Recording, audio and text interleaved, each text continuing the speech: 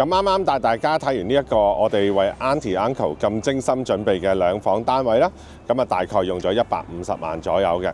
咁而家剩低啲資金點樣運用呢？我就帶大家睇下百步之遙嘅一個商業店面啦。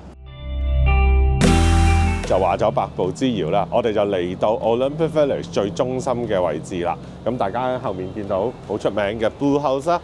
咁點解我哋會帶大家嚟到呢度呢？試完我哋係有另外一個鋪位介紹俾 Uncle Auntie 嘅，就係位於我身後面呢一個室內面積1150尺嘅一個單位。咁點解我哋會建議 Uncle Auntie 買呢一個商業地鋪而作為一個投資呢？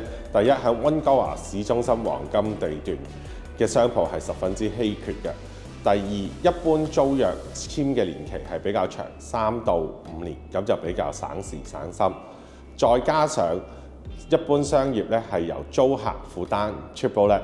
咁其實咩叫 triple net 咧？就係地稅啦、管理費啦、電費及水費等等嘅。咁另外加租係唔受 LTB 去管制嘅，咁所以變咗佢哋更加有彈性。